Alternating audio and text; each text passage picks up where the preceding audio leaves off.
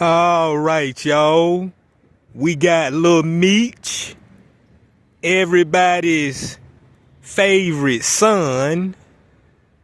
Supposedly, the streets have cut him off. I really say the streets never cut him on. The streets never really mess with him like that. You know, just living in his dad's shadow. That's pretty much it. You know, because we see what'll happen to a person like that once that pressure get up under his ass. He gonna fold every time. You know, people think just cause a man have a son, the son gonna automatically turn out like the pop. You know what I'm saying? Gangster, in the street, doing this, doing that, got flavor. Sometimes these gangsters' sons turn out to be some lames, man. And I have even seen some gangsters in my hometown still living today. Their son is a full-blown sissy, man. And you will say to yourself, how in the hell you gangster, but your damn son turned into a damn punk? But that's neither here nor there. Let's see what this church of chicken eating ass damn bit Meech, well, Lil Meech, done got himself into. The streets ain't rocking with him. Let's check it out. My bag. In the bag? Yes, I'm a minor, sir. I have security guards. They left that in my bag, sir. I did not. This is a little punk. Airport. Gun in the bag. Yeah. I go to private school. It's not mine, it's his gun. Was making money, but he was spending it hand over fist, like you said. Chrome heart jeans. You got 10 pair of those, do the math. What's that, 100,000? Man, it's wild how fast things can change in this game. Just a year ago, Lil Meech had the whole culture behind him, young, fly, and carrying the legendary BMF name on his back. He was supposed to be the next generation of that real street-to-screen legacy. So he's saying he was supposed to be the next generation, street to screen, something what he said, but it's not adding up because he wasn't street. Now, he was really 100% an actor. And like I say, 50 Cent snatched him up, you know, out of respect and love for Big Meech. You know, so really 50 Cent was trying to keep the BMF name alive. And the only thing Lil Meech was damn doing was really being a damn idiot. And see, that's what happens when don't nobody really teach you shit. Because you take it, this really was a little boy. You know what I'm saying? He was old enough to know right from wrong, but he still had that 15-year-old mindset. You know, 50 Cent, every other older person that was around him, hell, even his mama, his older sister, brothers, or what have you. You know, quit buying those jeans, man, that cost $10,000 a pop. You know what I'm saying? Now, if they did tell him, if somebody did try to smarten him up, but he just didn't listen, then the dumbass deserve everything he get. I really can't feel sorry for him at this point. But Lil Meech, he never was street. So for them to say next generation of street to screen, no, next generation of preppy boy nerd to screen is what they should have said. You know what I'm saying? Because like I continue to tell y'all, just because your dad was street, you don't supposed to turn out like your dad. Really, everybody say the kid's supposed to be better than the parent. Well, why you gonna claim and represent this street stuff? You know what I'm saying? Now see, that's why I always stress about how y'all put those dingy Michael Jordan tennis shoes on. How you crunch on all those churchy chicken bones and old Popeye chicken bones. Because I think he got into an incident one time. Lil Meech. He was at Popeyes, I think. Popeyes, Bojangles, churchy chicken, one of them. And I think he done got into it with one of the cashiers. You see what I'm saying?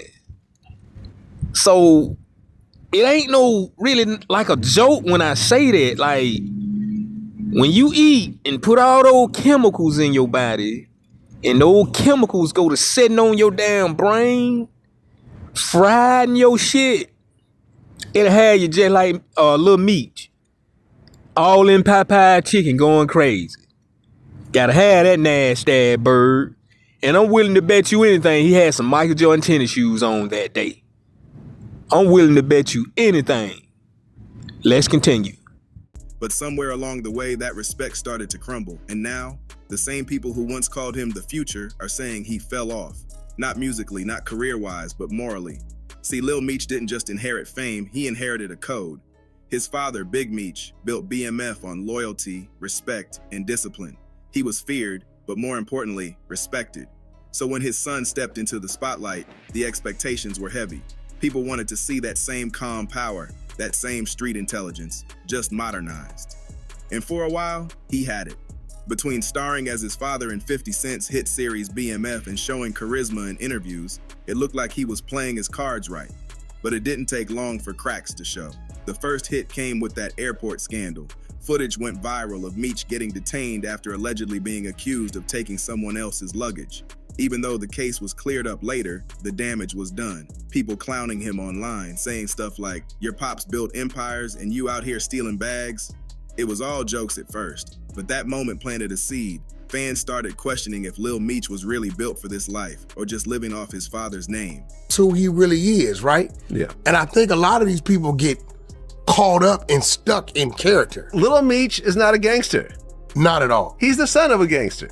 Gun in the bag. Yeah. I go to private school. It's not mine, it's his gun. You don't know my dad? Then came the Summer Walker drama. At first, their relationship looked like young love goals, two celebs vibing and showing off online.